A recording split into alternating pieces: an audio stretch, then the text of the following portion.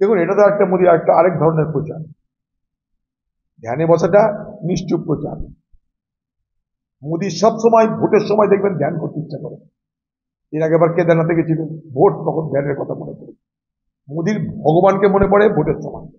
Vote আর ভগবান মোদির কাছে সমান সমান। ভগবানকে মনে করে মোদির ভোটের সময়। দেখলো রাম মন্দির দিয়ে হচ্ছে না, বাজার খেলো না। রাম মন্দিরে সব সাধুকে বাদ দিয়ে, সব পূজারীকে বাদ দিয়ে একাই পূজারী হয়ে গেল। দেখলো মার্কেটে খেলো না। গতবার দেখেছেন ভোটের সময় কেদারনাথের গুহায় ঢুকে গেল, 3 দিন রেস্ট নিল, ট্যুর করলো। কেদারনাথের মন্দির ঘরে ধ্যান করেছে না ভান করেছে আপনিও জানেন না, আমিও জানি না। আবার মোদী বিবেকানন্দ রকে ধ্যান করতে যাচ্ছে, সেটা ধ্যান না ভান আমরা জানি না। এই বিবেকানন্দের সঙ্গে মোদীকে তুলনা করে বিজেপির নেতারা।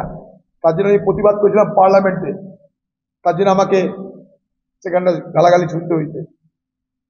আজকে সেই নরেন্দ্রনাথ দত্তের নামে যে বিবেকানন্দ রক, সেখানটা মোদীকে ঠেক নিতে হচ্ছে। এটা ধ্যান না, এটা আরেকটা ভান, এটা আরেকটা ভণ্ডামি।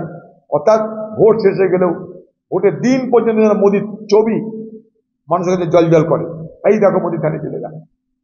তার মানে কি মোদী প্রচারে থাকবে, অর্থাৎ প্রচার শেষ না হলেও মোদী প্রচারে থাকবে। তাই তার ভগবানকে মনে করবে। ভোট এসছে, ভোট এলে মোদী ভগবানকে মনে করে। আর ভোট হয়ে যাওয়ার পর মোদী নিজেই ভগবান হয়ে যাবে। মোদী তো বলছে ওই নাকি ভগবানের ডাইরেক্ট লোক, ভগবান তাকে পাঠিয়েছে। যখন ভগবান পাঠিয়েছে ধ্যান ম্যান, তোমাকে এত তোমার ধ্যান করার দরকার কি আছে?